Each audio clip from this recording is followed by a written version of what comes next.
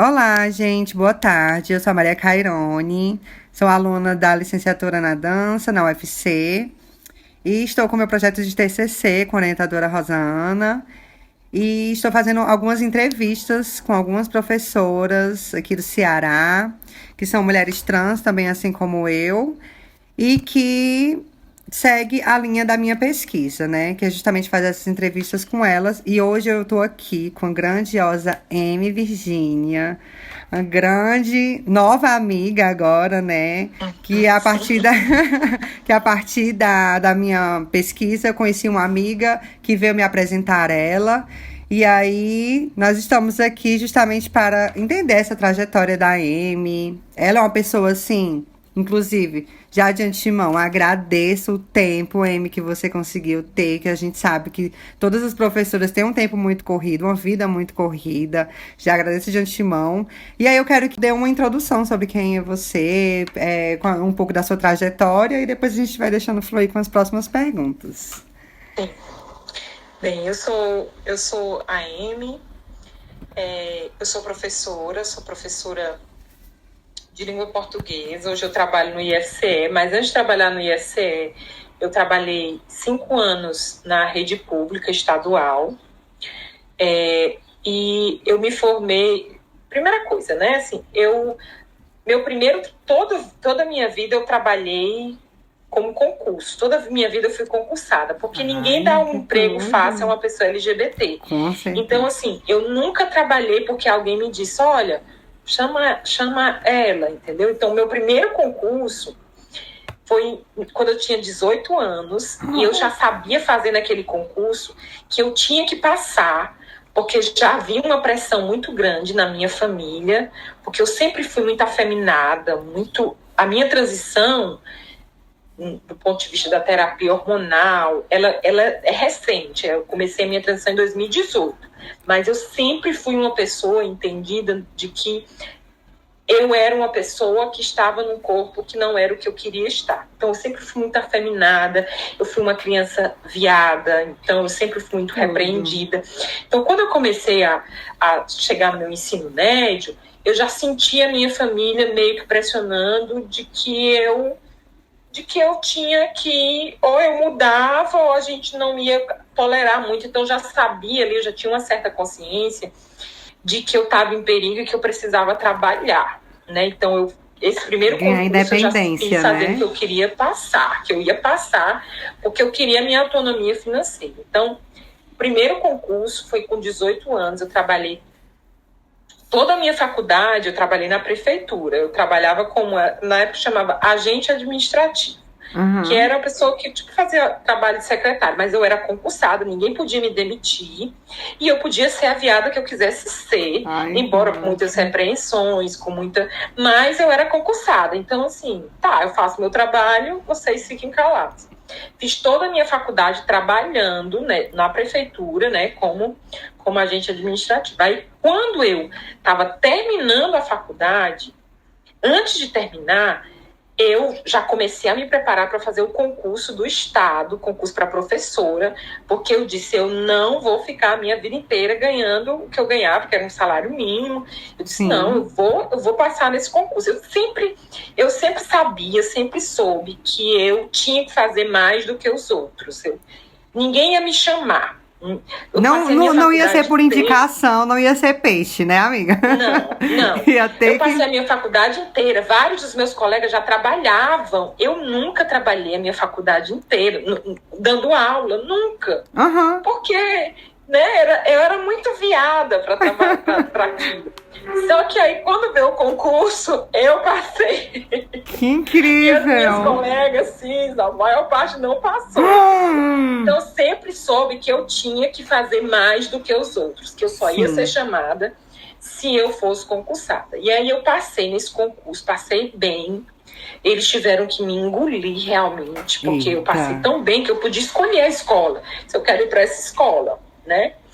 Quando você passa mais acima, você tem mais esse... Isso, nas escolas estaduais, que são muitas escolas, né? Nas escolas estaduais, dependendo do lugar que você passa, você ganha prioridade na escolha da escola. E aí eu escolhi uma escola lá na minha cidade, em Tabuleiro, disse que quero ir para essa escola. né?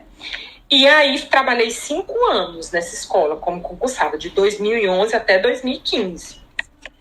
Fui trabalhar nessa escola. Terminei a graduação. Isso era assim que tu terminou a graduação, tu não tinha mestrado, né? Não. Terminei a graduação, aí fui trabalhar, porque eu precisava trabalhar. Sim. Fiz uma especialização lá mesmo, uma especialização que era paga. Paguei, era um valor, era na universidade pública, era na universidade estadual, tem uma universidade estadual lá em Limoeiro, que fazia na cidade vizinha. E aí fui trabalhar, porque eu precisava ganhar dinheiro, e fui seguir minha vida. Em 2013, eu já estava com 3 anos nessa escola. Aí eu disse, eu vou começar a estudar para fazer uma seleção de mestrado. Aí em 2013 eu fui me preparando, estudando, fui fazendo uma graninha também, uma poupança, porque eu queria reduzir a carga horária para poder fazer o mestrado. Fiz a seleção e passei. Quando eu terminei o mestrado em 2015, eu fiz o concurso do IFCE. Aí foi que eu fui pro IFCE. Mas tudo isso estudando muito, sabe? Diminuir carga horária, mas estudando muito porque eu sabia que... E tem uma coisa, quando eu fui fazer o concurso do IFCE, que tem a prova didática, eu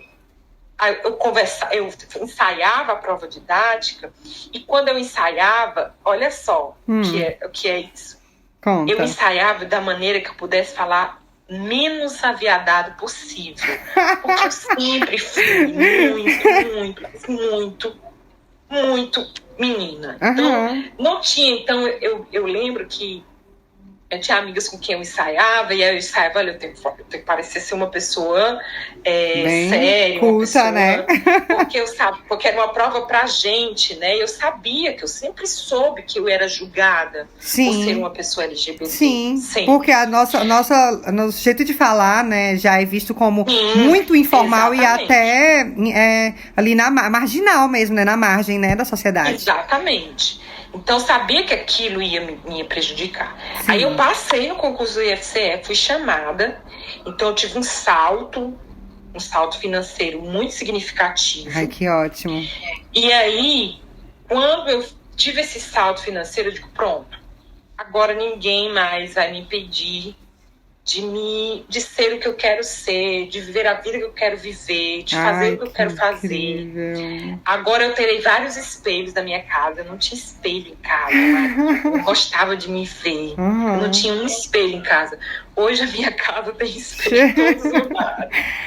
E aí eu disse, pronto, agora eu posso fazer tudo que eu quero fazer. Eu não tenho mais nenhuma insegurança financeira, no sentido de não ter como pagar um plano de saúde, né?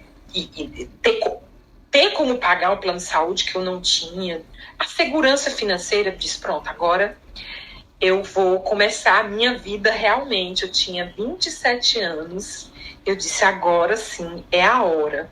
Não tem mais medo, eu não tive mais medo. Ai, que incrível. Porque eu sabia que eu tinha como me salvar, porque ninguém ia me salvar. Eu sabia que ninguém ia me salvar, ninguém ia segurar as pontas para mim. E aí eu comecei a minha transição. Antes disso, porém, eu, em 2017, minha transição começa em 2018. Em 2017, quando eu entro no IFCE, quando eu entrei no IFCE, você passa a conviver com outras pessoas. Eu senti uma coisa diferente no IFCE. Era diferente o colegiado? O colegiado da escola pública para o colegiado do IFCE? No colegiado da escola pública, eu me sentia mais livre. Eu tinha problemas na escola, de alunos que me ofendiam, mas eu não tinha um ambiente, parece que o IFCE é um ambiente mais rígido, no sentido de que você lida com um regime de polidez, Maria, assim, na escola, parece que é um lugar em que você pode se expressar mais. O IFCE parece que aquele monte de gente é inteligentíssimo. E ninguém que é inteligente pode ser viada, entendeu? Então, eu via o jeito que as pessoas se vestiam. Se portavam e se vestiam. E aquilo foi me adoecendo de algum modo, porque eu me senti mais presa no IFCE. Mais podada, né? E eu adoeci no IFCE, eu tive depressão. Sério? Porque eu sentia Tu acabou não conseguindo criar muitas pontes, amizades lá dentro? Só com mulheres, né? Então tinha uma Sim. grande amiga, que era a Artemis, né? E a Samantha, mas o ambiente era muito acadêmico, no sentido de que, não que eu não gosto, eu sou leitora de ciência, mas o ambiente era um ambiente em que a pessoa trans, a pessoa LGBT, ela é mais moldada, vamos dizer assim, por aquele comportamento. Você tem que se comportar assim. Não que eu fosse uma pessoa expansiva, né? Mas parece que quando você ali tem um corpo dissidente, aquilo incomoda mais, né? Parece que o jeito de ser cientista é sempre o jeito com uma roupa, é sempre um corpo que não é dissidente, né? Sim. Por isso que é muito interessante a gente ter a Letícia, né, na Federal do Piauí, aquele corpo que é trans e que se diz trans e que com a sua expressão faz aquele lugar estremecer. Então, eu sentia isso, eu me sentia muito sozinha também, porque eu via poucas pessoas LGBT, você pouquíssimas. Amy, pois né? Eu acho que uma das perguntas que eu acho que já tinha até aqui, e eu já posso te fazer agora, nessa tua trajetória também acadêmica, tu teve alguma professora trans ou realmente tu sentia que tu era pioneira? Não tive nenhuma professora trans. Quando eu trabalhava no estado, nas escolas estaduais, tinha uma professora que eu não convivia com ela, eu a conhecia, que era a professora Luma Andrade. Ah, Luma Andrade. A Luma é lá da minha região. Então, a Luma, ela foi uma vez na escola onde eu trabalhava. Ela ocupava um cargo de chefia lá das escolas da minha região, e ela foi uma vez. Então, a Luma era a única referência LGBT trans que eu tinha dentro da escola. Do ambiente acadêmico, né? Então, quer dizer, era uma pessoa que já tinha feito a transição, porque a aluna já fez a transição desde a adolescência, viveu todos os martírios dessa transição, porque ela teve que sair de casa, enfim, né? Mas, de maneira geral, a gente fez poucas... eu encontrava nesses espaços poucas pessoas LGBTs e disposta a conversar sobre a sua identidade, disposta a ser a sua identidade, a falar disso abertamente, a conversar muita coragem, sobre isso, né? a se expressar dentro da sua naturalidade. Então, eu sempre me sentia muito sozinha, tentando ser quem eu era e, de certo modo, sendo quem eu era e conversando e falando do jeito que eu falo, desse jeito que eu estou falando agora, aquilo parecia provocar um incômodo, né? Quando eu comecei a transição, aí é que esse incômodo ele se acentuou mais ainda. Porque aí, quando eu digo começar a transição, a questão, não que eu já pintava as unhas, antes mesmo de começar a transição, eu sempre fui muito menina e já fazia também, já me montava, já saía à noite montada, me reunia com as amigas, vamos sair montada hoje, que legal. Fazia isso facilmente. Mas a transição mesmo de dizer, vou começar a fazer cirurgias, né? Então, por exemplo, eu coloquei peito muito, muito, assim, foi a primeira coisa que eu fiz, né? Então, quando aquele corpo trans, ele começou a se tornar ainda mais... Ainda mais trans. Aí sim é que aquele isolamento, ele foi se acentuando mais ainda, né? Muito mais.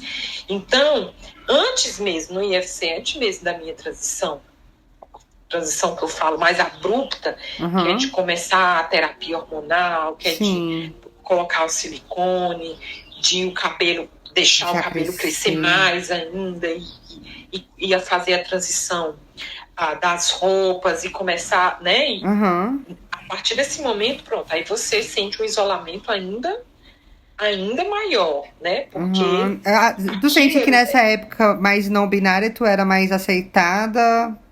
Mas e depois, quando tu teve quando tu se acentuou trans mesmo, travesti, aí tu acha que... Eu acho que eu nunca fui, Maria, uma aceitação.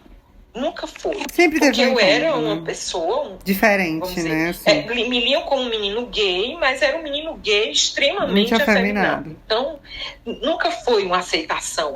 Eu dialogava sobretudo com as Porque a meninas, aceitação não vem mais tinha pros gays contato. que são mais masculinos, né? Realmente, as afeminadas realmente, né?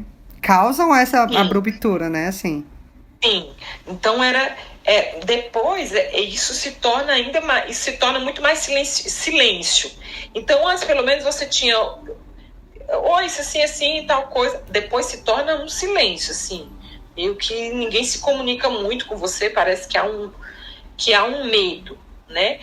E o interessante é que nesse processo da transição, eu tinha muito mais contato de apoio com os alunos, com os estudantes, que eram mais jovens, do que com os colegas. Com os colegas, era basicamente as minhas duas colegas de casa, que era Samantha e Artemis, que eram duas professoras, que são minhas amigas mesmo, né? Que viram tudo aquilo, que já me conheciam em casa. Porque a Já te gente conhecia tinha um de antes. apartamento lá alugado. Né? Então elas viam que em casa eu era muito mais livre do que era no campus, né? Porque no campus eu tentava vestir esse gesso para tipo assim, não, vou aqui me manter assim para tentar me comunicar um pouco mais. Sim. Mas eu sempre também me senti que, por exemplo, mesmo antes da minha demissão, que os meus horários de aula eram os menos confortáveis do grupo de professores, sabe? Então, tipo assim, se tinha professor que ficava terça, quarta e quinta, ficava quarta, quinta e sexta, eu sempre fiquei terça, quarta, quinta e sexta, entendeu? Eu sempre tive horários... Eu nunca fui tratada com alguém, né? Que era prioridade. Sim, de algum entendi. modo, entendeu? Eles também não se comunicavam muito comigo, e eu ia vivendo aquilo, conversando com Samantha e Artemis, mas e deixava. Não seguia a minha vida, tô bem, tá tudo bem, tô, mas até a minha demissão, que aí foi o auge mesmo, que é quando eu realmente senti que eles queriam me expulsar, aquilo já era uma montanha que já vinha há muito tempo, assim. Já tinha sinal de discriminação nos horários, nos meus horários já vinha de aula, dando avisos, né? Confortáveis. Em certas coisas que era cobrado de mim, mas não tinha, para outros professores, não tinha a mesma cobrança. Então, reposição de aula, por exemplo... tinha que fazer o protocolo, não sei. Enquanto os professores só combinavam com a turma e faziam a reposição de boas, eu tinha que protocolar a reposição no SEI, tinha que protocolar a assinatura. Então, para mim, tinha muitos mais protocolos. E hoje eu sinto, hoje eu sei, depois da minha demissão, eu sei que existe de maneira velada que eu não posso errar de jeito nenhum. E errar nem é no sentido de cometer uma fraude. É no sentido de que eu tenho que seguir todos os protocolos. Eu não fui a primeira professora que antecipou aulas para fazer disciplinas de doutorado. Não fui a primeira. Eu fui a primeira a ser demitida por isso, porque eu tenho certeza que porque eu sou uma pessoa LGBTI. Pior, né? Tô num lugar que é de um corpo que incomoda muito por ele estar ali dentro, né? Sim. Então, hoje, eu cumpro os protocolos. Eu sou uma conhecedora dos protocolos do IFCE hoje. Porque eu sei... Agora. Eu sei que eu corro perigo. O Demais. tempo inteiro. Então, eu tenho que fazer meu tudo Deus. Maria, não se engane. Dentro do IFCE... tem pessoas que não fazem desse modo. Muitíssimos. Sim, que tem muitíssimos. Olha, tem tanta... às vezes eu digo, não, eu fiz... isso aqui... Não, eu fiz assim, assim, assim. Aí você diz, não vou fazer assim, não. E não faz, não dá problema nenhum.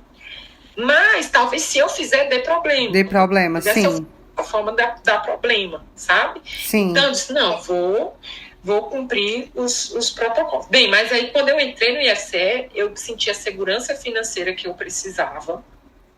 Que ótimo. Aí eu me inseri de vez dentro desse lugar como um corpo dissidente, como um corpo que eu queria ser. E foi aprendendo a ser. É isso, o maior problema de tudo que eu vejo é justamente isso. A gente não tem referências. Então, quando a gente chega a acessar esses espaços, nós sempre somos essas pioneiras, né?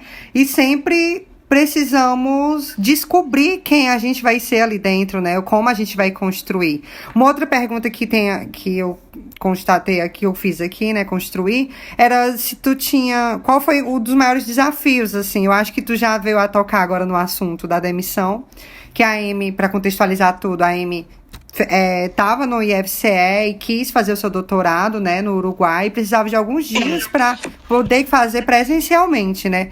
E acabou acontecendo uma perseguição, né? E na verdade, um veredito errado, né, das coisas que aconteceram. Aí, na verdade, eu não sei se esse foi o teu maior desafio, assim, no teu caminho acadêmico. Mas, se for, eu quero que tu conte um pouco mais também. Foi, porque, assim, eu me vi sem aquilo. Eu não tenho, eu sei quem eu sou, no sentido de que eu sei que ninguém vai segurar as pontas por mim, até hoje, assim. Então eu me vi sem aquilo que é a minha segurança, que é o meu salário, minha autonomia financeira, né? Eu fui demitida, assim, eu não tinha mais salário, né? Então tinha umas economias, tinha um carro que talvez dava 60 mil, dava umas economias, mas eu me vi sem. Ali foi o momento em que todo aquele projeto que foi se construindo com o tempo, de ser uma pessoa que, acho que talvez seja um pouco egoísta, mas não é, de ser uma pessoa que não precisa de ninguém, do ponto de vista financeiro. Hoje a minha família me trata bem, minha mãe me trata bem, mas eu sei que eles não fariam nada por mim, eu sei o que eu significo por ser uma pessoa trans, entendeu? Eu não sou desrespeitada, então eu vou lá, eles me tratam bem, mas eu sei, Maria, o que eles fariam comigo se eu não fosse, na família, a pessoa com a segurança financeira, entendeu? Eu sei o quanto que eles me... Eu não estou dizendo isso, eu amo minha mãe, enfim, mas... eu sei que eu seria humilhada, que eu seria maltratada. A gente sente os preços que a gente dependesse financeiramente. Os preços que a gente paga por ser quem a gente é, né, amiga? Exatamente. A única pessoa talvez que eu não, talvez não, com certeza que não faria isso comigo era a minha irmã. A minha irmã é a minha confidente da vida toda. Ai, que ótimo. A minha infância feminina. Tu tem vários irmãos além dela, ou é? Eu tenho uma irmã e um irmão. Ah, tu é do meio? Não. Tu é a caçula? Eu sou a caçula. Ai, que tudo. A minha irmã é a pessoa com quem eu a vida toda estive conversando sobre quem eu era, mesmo antes da transição. Então, porque a minha irmã era quem dançava quadrilha. Então, quando ela trazia a quadrilha, os vestidos para casa, ela fazia eu experimentar os vestidos. Ela sempre foi essa pessoa que se reconhecia em mim, eu me reconhecia nela. Ai, que então, ótimo. eu me lembro muito boas memórias com a minha irmã de infância. Era ela quem dizia que eu ia brincar de boneca e chegava perto de mim com boneca. Então, a única pessoa que eu sei que não me humilharia é a minha irmã. Os outros, eu tenho certeza. Então, quando eu perdi meu emprego, eu digo, meu Deus, tudo que eu, desde os 18 anos, estava construindo, né? assentada sobre isso, agora não tem mais nada. O que eu vou fazer? Tanto é, Maria, que eu fiz concurso durante o período da minha demissão. Sério? Um mês depois, eu me inscrevi no concurso. E eu ia fazer concurso, porque aquilo ali era uma coisa que eu disse, não, tenho que trabalhar, eu sei que ninguém vai me obrigar, né? Sim. Muito pelo contrário, vão passar na minha cara, vão dizer, olha aí, ó, tá vendo? Demitiram porque você é assim, por que você não se ajeita, né? Eu sei que seria isso. Então, foi um momento mais difícil. Tu teve que criar tuas armaduras, né, pra se proteger mesmo. De proteção. A minha segurança financeira, ela é é igual um dia desse eu vi entrevista com a a menina que tá fazendo a Raquel em Vale Tudo, Thaís Araújo, ela falando da escassez. Sim. Acho que até, né, ela dizendo que ainda tem medo da escassez. Sim, viralizou. Porque ela sabe qual é a cor dela, né? Então, eu tenho muito medo de não ter a mim mesma para me amparar. E a mim mesma que eu digo, é de não ter saúde, força, segurança financeira para dizer, não, eu tenho como... Se eu adoecer, não, eu tenho um plano de saúde, ninguém vai precisar cuidar de mim, eu tenho como pagar uma pessoa para cuidar de mim. Porque eu me sinto, sinceramente, eu me sinto uma pessoa... Claro, hoje eu tenho um companheiro que já está comigo há algum tempo, já tem 2 anos, já tem 2 anos. Ele é um companheiro realmente. Mas mesmo assim, eu fui educada espiritualmente por ser uma pessoa diferente, por ser uma pessoa LGBT, para me sentir sozinha. Então, eu digo para ele, ele é uma pessoa incrível comigo, uma pessoa que diz que me ama, mas eu sei que ele esteve comigo durante o período da demissão, ele segurou as pontas de supermercado e tudo, mas eu me sinto sozinha. Hoje em dia vocês moram juntos, né? Vocês dividem as contas hoje em dia? Se a gente o quê? Divide as contas hoje em dia. Sim, a gente mora junto, a gente divide as contas durante o período da demissão. Ele disse, não, eu seguro as contas aqui do supermercado. Mas isso não impede o meu sentimento de mim para mim mesma, de solidão, de uma pessoa que ou vai contar comigo mesma ou com ninguém, é uma coisa que foi se construindo durante a minha vida inteira. Sim. Logo, eu acho que já na minha adolescência, pré-adolescência, eu sabia que eu não seria amparada por ser quem eu sou. Sim. Amparada no sentido de que, não, olha, logo assim, as experiências de pessoas trans que tinham na minha cidade, na minha comunidade, eram sempre experiências de humilhação, de ridicularização, de demonização. Porque a minha família é uma família, minha mãe é evangélica, né? Minha avó. Então, eu fui criada com esse sentimento de solidão, de que eu tenho... Não tem que me... Não é que eu não me sinta sem família. Eu vou na casa da minha mãe, a gente se trata bem.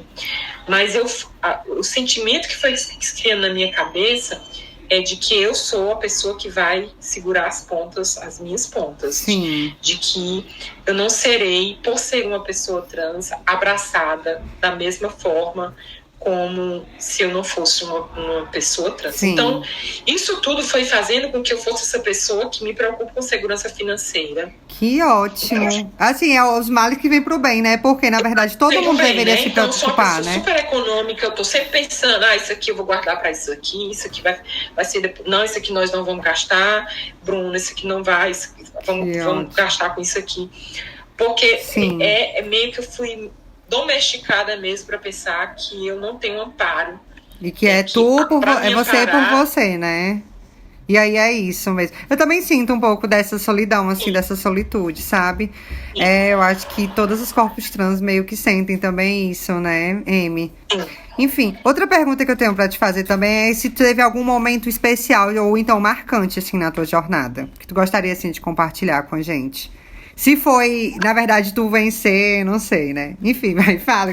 Olha, quando eu fui demitida, eu imaginei que eu seria demitida e que esse caso ia ser só mais uma demissão. Tipo assim, não ia dar em nada. Sim. E eu acho que a grande alegria foi quando eu vi alunos e ex-alunos meus se organizando. Teve uma mobilização mesmo, uma né? Mobilização. Aquilo foi muito incrível. Eu nunca imaginei, porque a gente convive com os alunos. Eu sou uma professora, que hoje eu me entendo muito nessa vocação de professora. Então, a gente tem uma humanidade, muito também por eu ser uma pessoa LGBT, Sim. De compreender as diferenças, de compreender as condições com as quais cada um chega, mas você vai tratando as pessoas do seu jeito, mas você não imagina que ali você está ganhando uma quantidade enorme de amigos e amigas. Então, esses estudantes, quando eu vi aquilo, eu percebi, nossa, eu estive a minha vida inteira, alunos de quando eu era ainda professora do Estado, né? Sim. Alunos da minha vida inteira se mobilizando, de modo, Maria, que teve a jornalista do sindicato, do IFCE, ela quem ficou cuidando dessa campanha, ela tinha um grupo de WhatsApp com mais de 300 alunos. Incrível. Que aí ela postava as coisas e esses meninos ficavam compartilhando. Pedindo para os outros compartilhar. Eles aquilo foi uma coisa tão bonita quando a Julita me falava, olha, seus alunos, eles adoram você. Não que eu me sentisse uma pessoa, eu sei que eles gostavam de mim, mas eu não sabia que era tanto. Ao ponto de realmente as pessoas tirarem o tempo, né, dos seus dias para poder... Olha, eles disseram que ficaram não sei se era no TikTok, nem TikTok eu tenho ainda.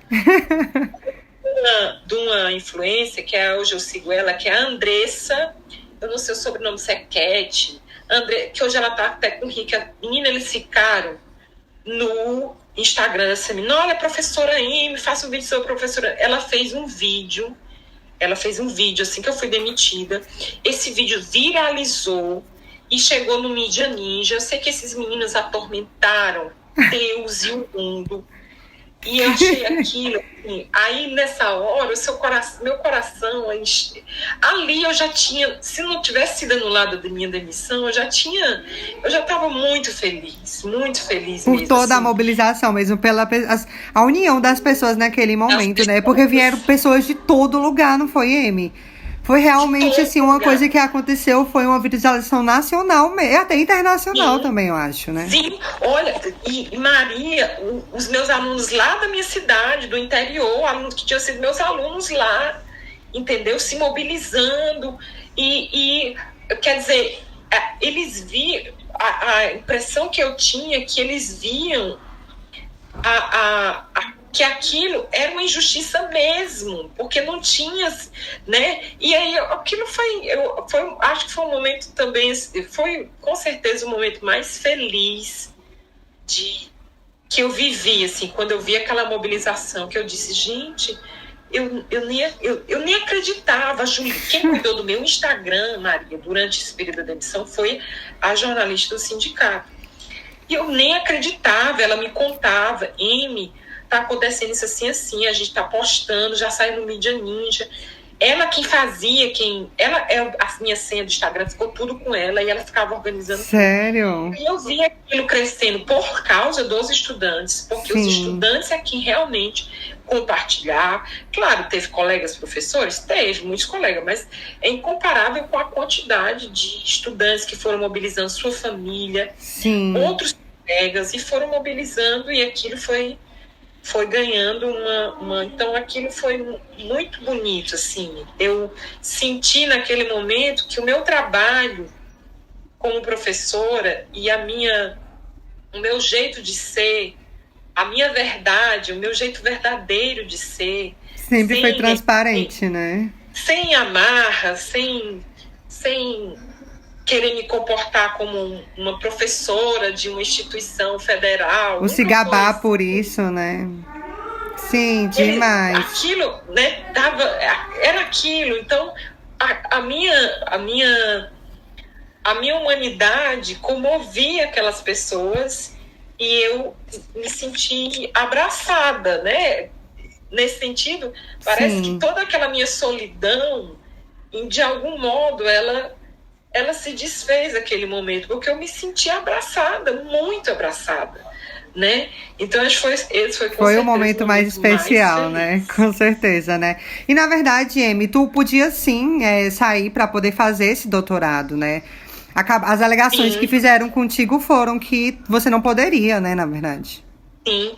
Maria, diversos outros professores antecipavam a aula para cursar doutorado, diversos. E eu saí pouquíssimas vezes, eu saí só 4 vezes. E as minhas saídas eram saídas de 4 semanas, mas todas as aulas foram repostas, todas. Eu não deixei de dar uma carga horária, uma sequer. Eu fui demitida porque eles diziam, né, que pelos protocolos, né, pelo protocolo eu Sim. tinha que protocolar pedido de autorização para me afastar do campus por 4 semanas. Mesmo eu repondo todas as aulas. Gente, mas a professora fez o trabalho dela. As aulas estão registradas, as provas. Nós, na época, da demissão, nós recolhemos os cadernos dos alunos. Os alunos tinham todas as anotações de aula, de reposição. Ah, tu teve que, então, que ir atrás de provar mesmo que tu tinha reposto as aulas. Sim. Aconteceu tudo nós isso. Apresentamos todos esses alunos. Gente, a gente vai precisar do caderno de vocês. E aí a gente reuniu vários cadernos mostrando que em todos, não eram vários, porque tinham muitos, mas a gente não podia apresentar também todos os cadernos. Mas de cada disciplina a gente apresentou 2 ou 3 cadernos mostrando, aula por aula, carga horária, as que a datas, carga horária né? de todas as disciplinas tinham sido repostas. Então, era só um protocolo, quer dizer, eu fui demitida por causa de o trabalho foi feito, mas não, você tinha que ter pedido autorização para sair, para repor, Sim. né? Diversos professores repõem aula sem nem protocolar nada, não sei. Só diz, gente, vou repor essa aula dia tal, tal hora. Sim. Quer dizer, isso era natural, eu nem imaginava que eu estava fazendo uma coisa errada. Porque outras pessoas faziam, eu só me ausentava e antes de sair, ou quando eu voltava, eu fazia reposição. Então estava tudo certo, né? E tudo ficou provado de que as aulas foram repostas, de que não houve nenhuma... E aí eu acho que por conta de toda a movimentação e a mobilização, por causa de todo o burburinho mesmo, o rebuliço que todo mundo fez, né? Aí foi voltado atrás. Cortou um pouquinho, sua fala. O que eu tava dizendo é que depois de todo o burburinho, então eles voltaram atrás na demissão. Voltaram atrás, a gente apresentou provas à CGU de que as aulas tinham sido dadas. A gente apresentou vários cadernos. Aí foi a CGU, que é o órgão lá de Brasília, que manda, vamos dizer, em todas as corregedorias do IF. Foi a CGU que anulou, que disse, não, essa professora... O que a CGU disse foi o seguinte, essa professora cometeu um erro. Sim, o segundo protocolo, ela deveria ter protocolado os pedidos de reposição. Mas esse erro não é para demissão. O que a CGU fez foi isso. Sim. Ela disse, olha, isso não é uma coisa para demissão. A CGU disse isso claramente. Olha, isso não é demissão.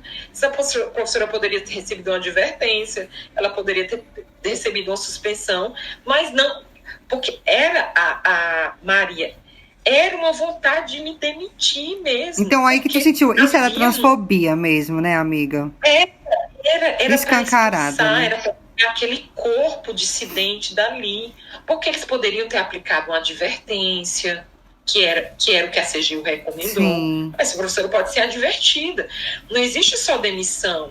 Ela pode ser advertida, pode ter sucesso. Tem que ter uma conversa antes, né? Tem que ter um tato, não é assim que se trata, né? Eu nunca respondi nada, não tinha nada. E aí, a CGU... Aí, quando a CGU disse, olha, não, isso aqui não é caso de demissão. Inclusive, a professora provou que deu todas as aulas. Ela só não cumpriu o protocolo. Então, ou aplica uma advertência ou aplica uma suspensão. Só que, quando não aplicaram mais advertência, por quê? Porque já tinha passado. A advertência ela deve ser aplicada em até 2 anos do acontecimento. Quando eu fui demitida, já estava com 3 anos. O processo era de 4 anos. Então, não podia mais aplicar advertência. Mas o que a CGU disse, olha, pelo amor de Deus. Tanto Maria, que a CGU decidiu isso. Eu fui demitida em janeiro e a anulação foi em março. Foi uma decisão em tempo recorde da CGU, porque não havia nenhum indício que dissesse isso aqui é caso para demissão. Sim. Era óbvio que não era caso para demissão. Sim. Né? Inclusive, durante o processo durou 4 anos, eu esperava que eu ia ser punida. Ou eu ia ser punida com uma advertência, que você pode receber uma advertência lá, você pode receber até 3 advertências. Sim. Ou ia ser suspensa por 30 Como toda dias. Instituição, né? Você tem que ter umas 3 advertências para você realmente ser expulsa, né? Sim. Eu esperava um tipo de punição, mas nunca demissão. Quando sai a demissão de gente... Como assim? Realmente é uma vontade mesmo de demitir, de colocar para fora, né? E tudo isso muito tramado ali no âmbito do campus onde eu trabalhava, que era esse campo de Tianguá. Sim. Então, ali eu compreendi que aquelas pessoas, aquele silêncio que aquelas pessoas tinham comigo, era ódio. Era ódio. Elas não manifestavam o ódio... daquela forma comum, né? Que é xingando mas era silencioso. Elas tinham um ódio de mim, um ódio da minha presença, da minha verdade, do meu sim. Então, aquele silêncio todos dela, aquela pouca comunicação comigo, o jeito como eles me tratavam, aí eu entendi, bem, é ódio mesmo, é um ódio velado, uma transfobia, né? Sim, amiga, demais. Um ódio pela mesmo. Minha condição de pessoa trans. Mas fico muito feliz que deu tudo certo no final, né? Que você conseguiu realmente provar que você estava certa mesmo e que era um absurdo o que estava acontecendo. E que hoje, eu pelo menos, não só eu, e como todas as pessoas trans, a gente claramente constatou que realmente tinha sido uma transfobia mesmo com você. Sim. E a gente sabia que aquela forma que eles estavam tratando não era a forma, né, mais... educada e mais formal mesmo de se tratar. Eu vi esses dias uma influencer trans, eu não sei se você viu, ela foi agredida dentro do prédio dela, ela marcou um encontro casual, e aí ela mandou o rapaz embora, quis, enfim, e o rapaz agrediu ela dentro do prédio. Você viu esse caso? Não. E foi que as pessoas de dentro do condomínio fizeram? Tiraram o rapaz. Ele agrediu gravemente a menina e tiraram o rapaz e só colocaram ele para fora. Ou seja, não chamaram a polícia. A polícia, né? Quer dizer, é tipo assim, quando é uma pessoa trans, ela vai ser sempre tratada de uma maneira... Como se a gente nunca tivesse direito a nada, né? Os direitos parece que nunca servem para as outras pessoas, mas não servem para a gente, né? Exatamente. Quer dizer, se fosse uma mulher cis... esse rapaz, ele teria sido imobilizado, teriam chamado a polícia. Mas não, era uma pessoa trans, então tiraram ele de cima dela, que ele estava agredindo ela, e só colocaram ele para fora e deixaram ele ir embora, né? Demais, então, nossa, não acredito. Isso. E é revoltante, né? Nos comentários da postagem, era muito no sentido de vitimizar essa pessoa de novo, dizendo, mulher, por que você marcou um encontro? Sim, o apartamento dela. Querendo colocar como se a culpa fosse dela, né? Ela só mandou o rapaz ir embora. Sim. Né? Ela não quis, ela mandou ele embora. Ela tem o direito, né? Da propriedade privada dela, enfim. Sim, então é tipo assim, é sempre como se o acerto para outras pessoas, mas quando você é que faz, aí é como se também fosse justificável, né, o que fizessem com a gente, né, os erros que cometem com a gente, mas a gente tem que ser perfeita, né, a gente não pode errar, a gente não pode, né, dar um deslize, a gente sempre tem que... É como você disse no começo da entrevista, que você sempre soube que tinha que provar sempre a mais do que as outras pessoas. É a mesma sensação que eu sinto também, Amy. Eu queria te perguntar também qual conselhos você daria para os estudantes que estão passando por desafios semelhantes dentro da escola, assim? Pessoas trans, pessoas LGBT? Pessoas trans, LGBT no geral, né? Que sofrem esse tipo de preconceito, sim. Eu sempre que eu converso, eu tenho além da Alice, eu tive uma outra aluna trans, a Yasmin, e o que eu sempre digo muito é: acredite na sua formação profissional, na sua formação... Eu não sei, eu acho que é muito assim, no sentido de dizer, olha, independentemente de qualquer coisa, tenha a sua profissão, o seu fazer, o que você quer fazer, o que você sente que você faz bem, e faça disso o seu sustentáculo, e faça disso o seu autonomia, né? Sim. Então, eu sempre acreditei na educação, na minha formação profissional. Eu sempre fui uma pessoa que eu sabia que eu tenho uma coisa que talvez eu saiba fazer bem, e que eu vou investir nessa coisa, e eu vou fazer dessa coisa os caminhos de fuga dessa sociedade transfóbica. sabe? Então, eu acho que pra gente, o conselho seria esse, né? Estude. Estude. Você tem talento, encontre o seu talento, encontre o que é que você gosta de fazer, que você sente que você faz bem. E vá se aprimorando, né? Aprofunde isso, estude muito, seja a pessoa melhor no que você faz. E melhor não é no sentido de ganhar prêmio, mas no sentido de você se sentir satisfeito com o que você faz. E faça disso as suas saídas para todas as coisas, né? Para discriminação, para humilhação. Eu acho que toda pessoa LGBT, ela nasce com muito talento, com uma coisa. Eu tenho muitos amigos LGBT, eu não conheço nenhum. Na verdade, todas as pessoas têm talentos. Não existe ninguém que não tenha, né? Todas as pessoas têm uma coisa que ela faz muito bem. Então, eu digo muito, invista muito que de certo modo é investir em você, investir na sua construção, no seu ser no mundo. E esqueça, voe sobre esses leões, esqueça os outros, não diga, não aceite que os outros lhe diminuam. Acredite no que você faz, no seu talento, e invista nele. Amiga. E faça dele as saídas. Sim, demais. Eu também sinto, assim, eu vou levar pra mim esse conselho também, porque é isso que eu tô tentando. É muito difícil a gente conseguir chegar e conseguir realmente se formar, né? A gente sabe o quanto é difícil, quantas barreiras as pessoas... A gente tem, né, na verdade, no caminho acadêmico mesmo, por ser trans mesmo, a gente sabe como é diferente, né? Sempre vai sendo diferente, né? E esse conselho, assim, pra mim é ótimo, né? E eu com certeza vou seguir, porque a gente sabe que é o caminho que a gente tem mesmo. Você é uma potência. Todos nós. Amiga, você é uma inspiração pra gente, assim, pra todo mundo. Porque depois desse caso, o quanto repercutiu e o quanto foi incrível acompanhar toda a trajetória e força, o quanto você foi forte, o quanto você foi uma mulher, assim, guerreira mesmo, pra ir atrás dos seus direitos como um ser humano, como qualquer pessoa, né? E outra coisa, Maria, olha, a minha trajetória acadêmica, ela não é uma trajetória linear, nem uma trajetória assim, nossa, é uma trajetória de construção. Eu fiz faculdade trabalhando.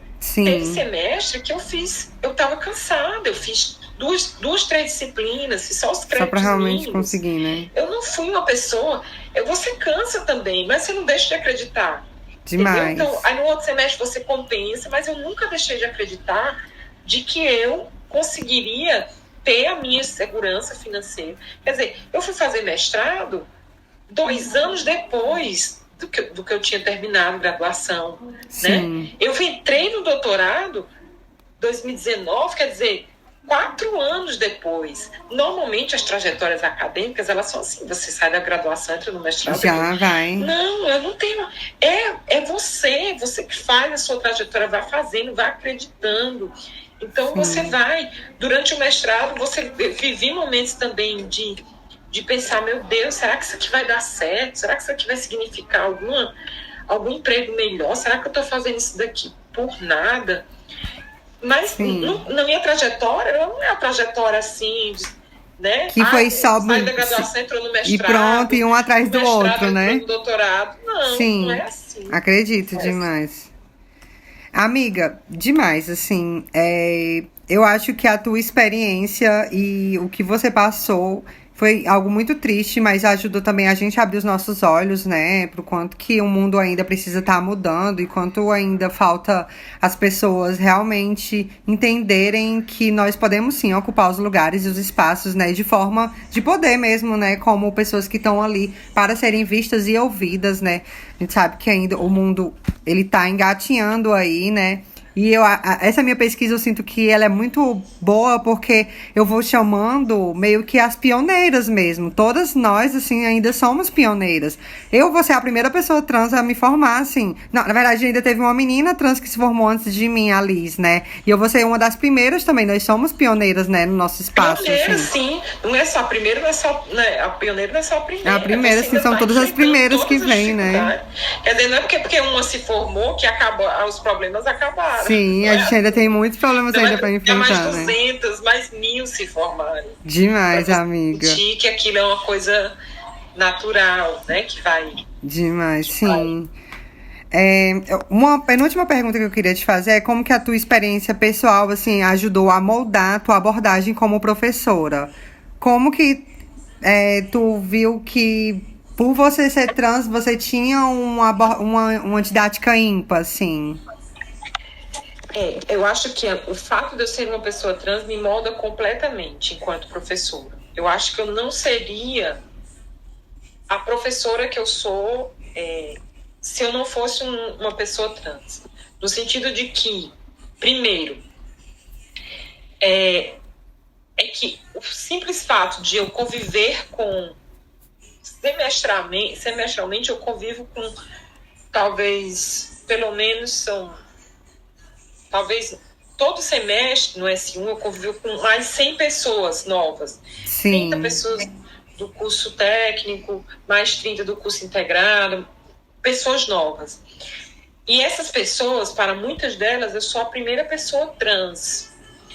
Então, enquanto professora, essa convivência com uma pessoa trans, ela me molda enquanto professora, porque eu me sinto na responsabilidade de, antes de ser professora de um conteúdo, ser professora da minha existência, dizer da minha existência.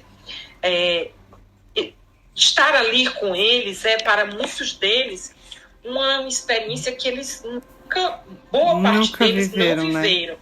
Porque as pessoas trans são destinadas novamente ao isolamento, né? A serem escondidas. Sim. As meninas que se prostituem só saem à noite, né? Então, sim.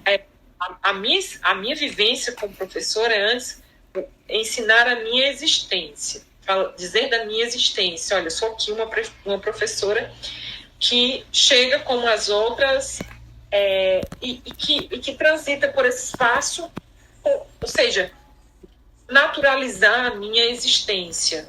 Sim. Né? Naturalizar, dizer, olha, eu existo e a minha experiência, ela é uma experiência humana, como é a experiência de você. E para uma outra coisa é que a minha vivência como professora e sendo uma pessoa trans, eu convivo muito melhor com a diferença. Com a diferença intelectual. Existem alunos que têm uma facilidade com certos conteúdos e não tem com outros. Sim. As diferenças estéticas, as diferenças corporais, as diferenças... Te chama mais atenção, né? Te coloca num lugar de mais... Porque eu compreendo a diferença, eu compreendo muito melhor a diferença, porque eu me compreendo como diferença. Então, hoje, muitas vezes, a gente tem essa tendência a pensar, não, isso daqui vale para todo mundo. Não, não vale. Cada pessoa é um mistério, é um desafio. Então, eu compreendo muito melhor isso. Então, hoje, eu sou uma pessoa que eu nunca pensei que, por exemplo, que fulano não está indo bem na minha disciplina porque ele não quer, ou porque ele, sei lá, não gosta de mim, mas por uma diferença no sentido de, existe um outro modo de aprender, uma outra didática, outro modo de olhar. Então, a minha experiência como pessoa trans, ela molda completamente a minha experiência como professora, porque eu entendo todos os meus alunos como diferentes.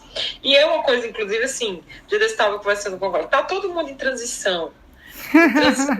Né? Só que a minha transição talvez é a transição que todo mundo vê, mas está todo mundo em transição de pensamento, está todo mundo de algum modo, e que bom, porque todo mundo tem que transicionar nessa vida. Demais. Todo mundo tem que viver a transição. Na dança, não precisa ser necessariamente a transição de gênero. Demais. Na dança, precisa viver a transição. Na dança, Amy, a gente aprende uma coisa na sua vida. Tá todo mundo transicionando sua alimentação. Não tô comendo menos isso, tô comendo mais isso. Na dança, uma das primeiras coisas que a gente aprende é justamente isso. É que a dança, nós, na verdade, mesmo quando estamos dormindo, nós estamos dançando.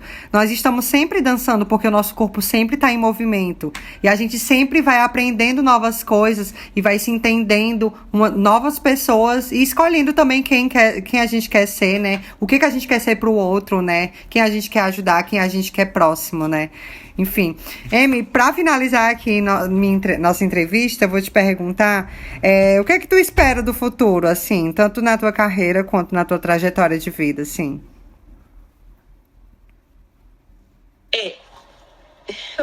Eu acho, eu sou uma pessoa feliz, no sentido de que eu sou satisfeita com o que eu tenho hoje. Eu não tenho mais. Na verdade, nunca foi isso, mas eu não sou. Eu não penso mais que eu vá para algum lugar muito, sei lá. Eu penso que eu vou trabalhar o resto da minha vida como professor. Sim. Que eu quero fazer dessa experiência prazerosa dentro do que eu posso fazer dessa experiência. E eu sou uma pessoa muito mais... Eu acho que eu sempre fui, mas só hoje mais. Muito mais querendo fazer a felicidade no meu dia de hoje. Assim, não sei se eu não penso muito, vou... A longo prazo. Tipo assim, por exemplo, nesse período da minha demissão, não sei o quê, você tem que se candidatar à reitora. Não é uma coisa que eu anule, mas também não é uma coisa que eu pense sobre, entendeu? Que eu, tipo assim, eu precisa ter o desejo, né? Pra gente ir atrás das coisas que a gente quer. Precisa que tenha o desejo, né?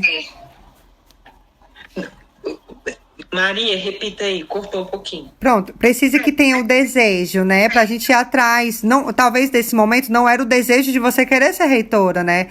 Eu acho que respeitar também o que a gente quer, pra gente também é tão importante quanto, né? Sim. Tipo assim, eu acho que eu vou sempre ser professora. Eu acho que eu sou feliz também nesse processo. Eu sou muito feliz dando aula. Eu gosto de dar aula, eu gosto de conviver, eu gosto de conversar, eu gosto... Então, se for só isso, eu tô satisfeitíssima. Ai, amiga, que então, feliz. assim, minha vontade de ser hoje é muito pequena, no sentido de que eu quero, por exemplo, eu quero fazer mais exercício físico, porque eu quero ter velhice, eu quero chegar à velhice bem, eu quero diminuir o açúcar. Então, as minhas vontades são sempre essas coisinhas pequenas, assim. Eu quero tirar mais tempo para voltar a ler literatura, que eu tô lendo menos. Então, eu quero voltar a assistir mais coisas interessantes.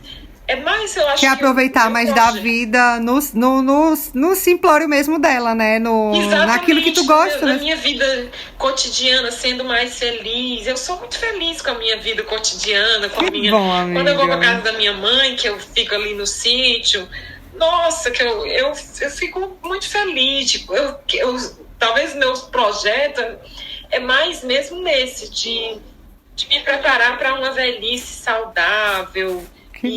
Sei lá, ter bichinhos. É claro que eu participo muito de questões relacionadas a, por exemplo, eu me engajo na defesa de pessoas trans. Agora teve esse parecer aí do Conselho Federal de Medicina. Sim. Eu me engajo na internet. A gente está passando por uma onda bem fascista, bem de extrema direita, né? Sim.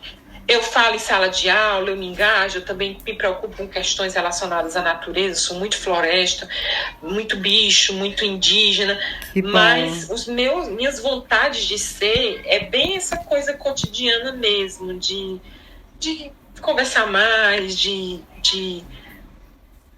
fazer mais exercício, ter mais contato com a natureza. E aí, assim... Cada vez ser mais humana mesmo, né, amiga? É o que faz a vida mesmo. Porque eu já me sinto muito satisfeita com as representações trans que eu tenho. Érica Hilton, eu acho... Nossa, incrível. Entendeu? A Duda Salabate, né? Letícia. Então, a professora Jaqueline, eu já sou muito satisfeitíssima com as representações trans que eu tenho. E aí até algumas vezes, algumas pessoas já me disseram assim, por que você não posta mais... Sim. Sobre pessoas trans? Gente, eu já tenho, assim, eu posso repostar várias pessoas que eu sinto que vão dizer muito melhor do que eu digo, que eu me sinto muito bem representada. Claro, eu quero mais Érica Hilton, mas essas pessoas já dizem muito do que eu quero dizer. E são tão corajosas, né, amiga? Eu sinto que elas são mulheres tão corajosas. Fico imaginando quanta coragem a Erika Hilton tem pra estar naquele lugar. Porque é um lugar tóxico, né? O nosso lugar, assim, do ambiente da academia já é tóxico pra gente. Imagina aquele lugar que precisa lutar pela fala, né? Por tudo. Pra ser reconhecida, pra ser vista. Então...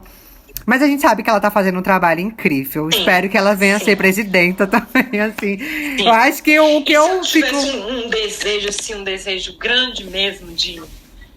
Eu queria mais investimento em educação, sabe? Mais investimento em educação. Eu queria que todos os meus alunos tivessem bolsa. Ai, que bom, tivesse almoço. Eu acredito muito na educação. Acho que todo mundo que está da escola deveria ter bolsa, deveria ter amparo, deveria ter dormitório, deveria ter comida. Eu sei o quantos nossos alunos chegam nos campos do interior que não tem restaurante universitário. Sim. E às vezes tem que ficar manhã e tarde, não tem que comprar almoço, entendeu? Sim. Então, meu desejo meu grande desejo no seja futuro, que né? a gente tenha amparos os estudantes e dê condições para os estudantes estudarem. Sim. Estudarem mesmo, né? Então, ter comida, ter dormitório, ter residência para os estudantes, ter acesso a computador. Muitos estudantes não têm notebook, gente, digitam trabalhos no celular. No celular, pois é. Né? Ai, então, amiga, demais. Meu desejo era que... Eu sou muito revoltada com investimento em educação. Não, você vê esses jogadores de futebol, gente, ganha tanto, milhões né? por mês. Não abre uma escola, não financia não abre um programa de bolsas. Você vai financiar a educação de 10 alunos. Cada um deles, 10 alunos é nada para um jogador. Demais. Meu desejo de mundo talvez seria esse mesmo. Mais educação, mais investimento em educação. Que a gente tem sofrido tanto. Sim. Assim, parece que as coisas vão piorando, né? Cada vez mais. É meio desestimulante, né? Inclusive, a Alice mesmo estava conversando com a Alice esses dias, ela estava muito triste, que não tinha bolsa para ela, e ela não sabia como ia se manter aí em Baturité. E eu muito triste também. Todo mundo. A criatura quer estudar, e o Estado não quer financiar, muito não quer triste. dar garantia, ela quer estudar. Quer dizer, uma pessoa que quer estudar... Poxa, né? Ela já gente, tem... eu quero estudar. Você vai estudar aqui, vamos pagar sua comida, seu auxílio moradia. Porque não é só também querer estudar e estudar, né? Tem que ter uma base, né, ali, uma base familiar, até uma base de alimentação básica, né? Bases mesmo, no geral, né? Não basta ter a vaga na faculdade. Exatamente. Tem que ter, essa pessoa vai chegar lá como? Com o que ela vai pagar transporte, com o que ela vai pagar comida, como é que ela vai pagar o resto? Ela tem a vida dela, biológica. Amiga, eu espero que as suas palavras se prosperem e a gente realmente consiga chegar nesse lugar. Olha, Amy... A gente tá chegando agora no final da entrevista. Quero te agradecer muito pela tua presença. Cada palavra, saiba que tocou, assim, lugares tão singulares, assim, dentro de mim, no meu coração. Quero que esse encontro presencial venha acontecer, por favor, porque eu amei conversar com você. Eu tenho certeza que se a gente tivesse uma xícara de café e um bolinho, a gente passava tardes e tardes conversando. Sim, eu adoro bolo. Vou te fazer um bolo, a gente vai marcar uma visita aqui. Eu adoro tudo, que é bom que vai eu, a Alice, e a gente se encontre e fazer esse momento acontecer. Muito obrigada, tá bom? Por fazer parte desse projeto e por fazer parte da minha caminhada acadêmica mesmo, né? Não tive essas professoras dentro de sala de aula, mas eu fui atrás delas. Muito obrigada por aceitar o convite, tá? Gente, eu que agradeço, Maria. Eu torço muito que seu TCC seja muito rico e que você saia desse TCC acreditando cada vez mais em você. Muito obrigada, tá? Quando for o dia da minha apresentação, vou te convidar, tá bom? Muito obrigada. Obrigada, amiga. É isso, gente. Muito obrigada para todo mundo que tá escutando aí. E foi isso. Beijão.